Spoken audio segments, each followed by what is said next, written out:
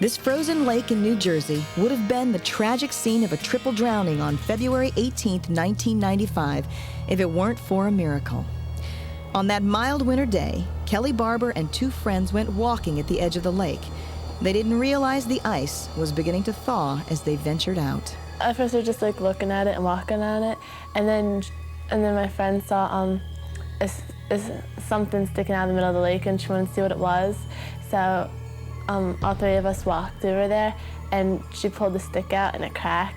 And then she fell in, then I fell in, and then my other friend fell in. The three girls crashed through the ice and into the frigid water.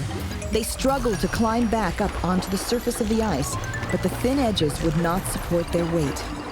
I kept trying to get out, but like at first I thought I could, but it was just too hard. And every time I grabbed onto the ice, it kept breaking. 22-year-old Anthony Bertino was walking his dog Floyd near the lake when he heard the girls' cries for help.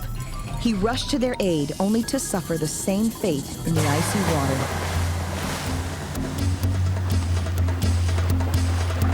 Miraculously, one of the girls managed to climb onto firmer ice and run to a nearby house. When rescuers from the volunteer fire department arrived, all they could do was wait helplessly. The rescue unit with boats was still en route. Meanwhile, precious time was slipping by as three young victims flailed in the frigid lake.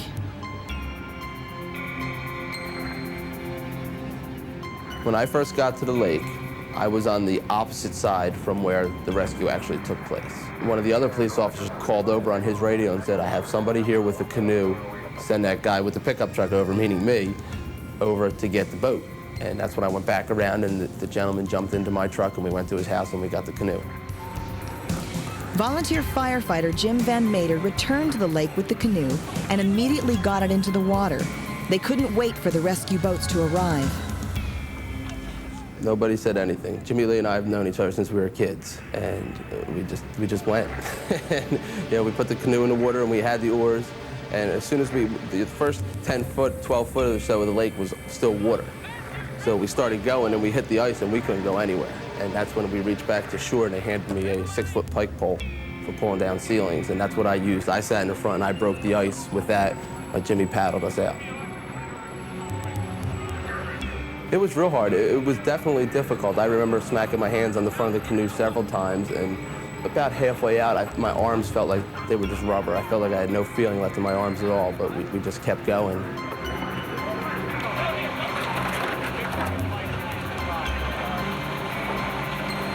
It was a battle for each foot as the two men tried to get closer to the three victims who were struggling as exposure was taking its toll. My feet got really tired because I was treading water, and I couldn't really feel my toes. And my friend, I didn't think she was moving. I thought she was dead or something. So I started kicking her, and then she was yelling at me.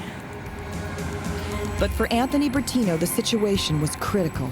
At that point, his temperature was getting so low, his brain function was deteriorating. He just couldn't keep himself up. He just couldn't do anything for himself. Weighed down by a waterlogged jacket and heavy boots, he was slipping below the surface. Finally, the rescue boats arrived, following Jim Van Meter to the girls, since they were the closest to the shore. I reached the first girl.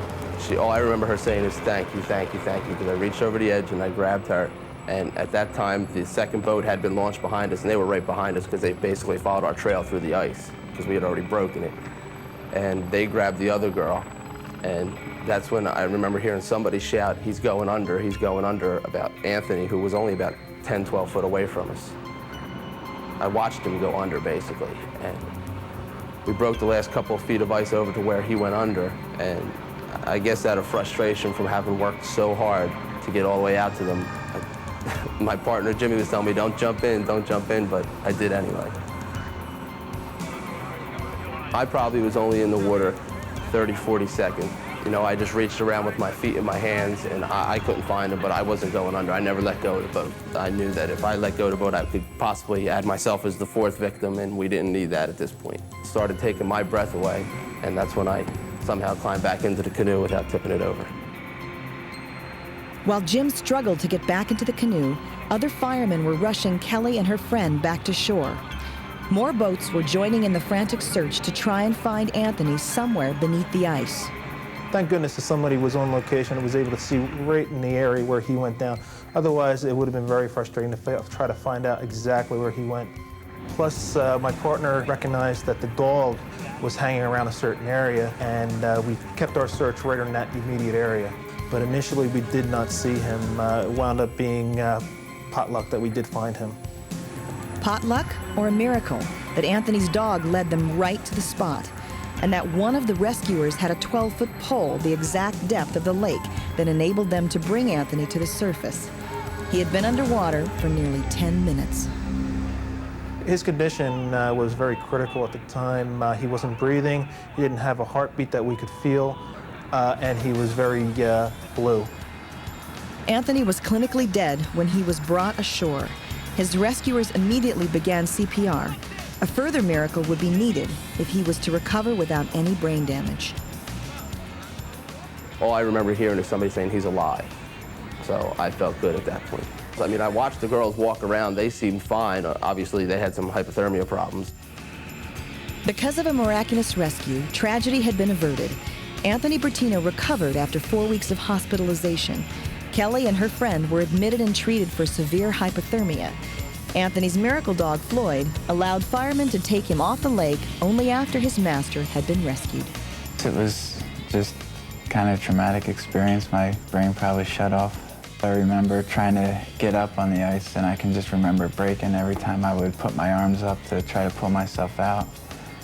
And someone yelling from, I'm not sure where they're yelling from, saying, "Hold on, help is on the way." And me saying, "Hurry up, there's not much time left."